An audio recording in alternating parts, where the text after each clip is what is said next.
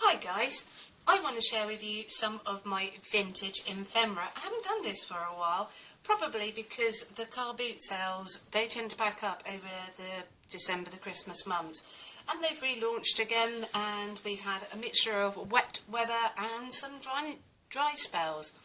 I'm relying on that dry spells. That's when everybody brings their stuff out. I believe in the States you would call it like a trunk sale.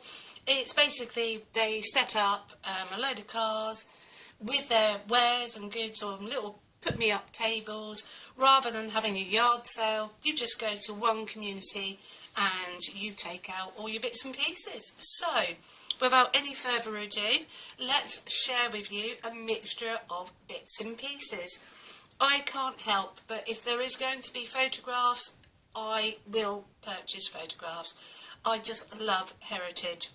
So I've got this wonderful, lovely, from Paddington here, up in London, which is just fab.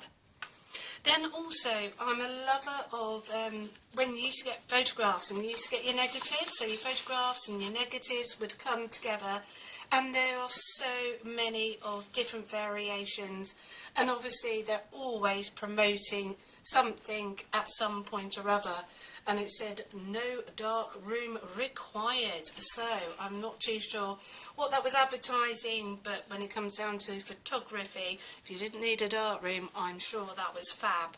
We've got some rent cards here, and they do vary. Both of these are at different dates. We've got 1964 to 65, 1959 to 1960. I just love records. It's records of time. Now Swansea is nowhere near myself actually, but you just never know what you're going to find when you go out to a car boot sale. So I just love the way it's all been recorded. It's a little piece of time, and also how much they were paying for their monthly rent. It is just amazing. Or we've got a little bit of grunging going on, or initials, maybe they didn't have quite the right amount of money at that period of time. We all know what hard times are like. Now, I have a selection here of paperwork, which is, it's all about coal merchants, and it's actually, now I've looked into it, it's British Rail, it's the railway system, them receiving coal, and just the costs and the factors. I mean, it's just amazing, a lovely piece of history and all of this, especially you've got the stamps, you've got dates. This one here is February the 26th, 1947.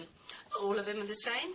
We've just got such a variety here, and lovely little letters. And it explains that you've got 3 sets of colours here, and to whom. And I just love the fact. And you've obviously got the coal and the Metropolitan Borough of Islington. I mean, this is just fab pieces of ephemera, and I will enclose these in journals. I don't have a tendency to scan my work. I'll be honest with you. Use it once and then it's gone, so to speak. Maybe because I can obtain more. You never know what you're going to find at a car boot sale, I have to confess. And it is getting harder, and the cost of ephemera, dare I say it, is going up. So back to that froggy in the throat again. So it's a matter of, yeah, I don't know if it'll ever run out, but you know, I was going to say, sometimes you get lucky, strike it lucky, so to speak, other times you do not. So all in all, I mean, just British Railways, I love just all these wonderful places. And coal merchants, they're still in existence, we still use coal, but, you know, not in quite the same way as we used to. So all in all, these are just lovely pieces of ephemera.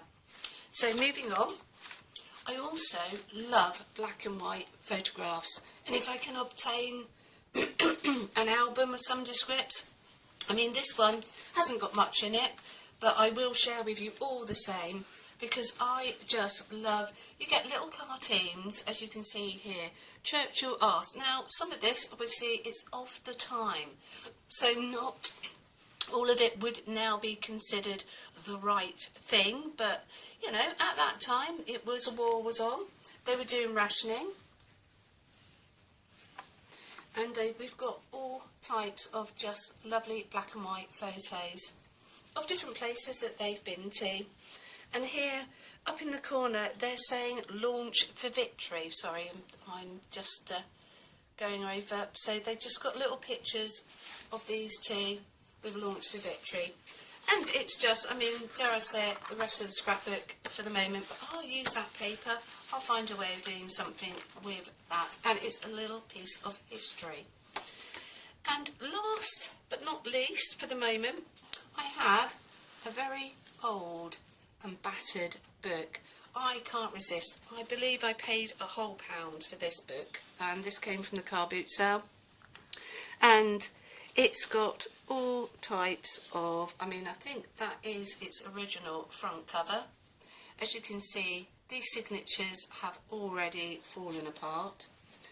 It is a bit brittle, but just, you've got diagrams, we've got stuff about woodwork, and depending on, dare I say it, I believe this is newer than this one here, which is actually older, but just the conditions that they've been kept in is obviously meant that some of them have been better, you know, they're better preserved than others.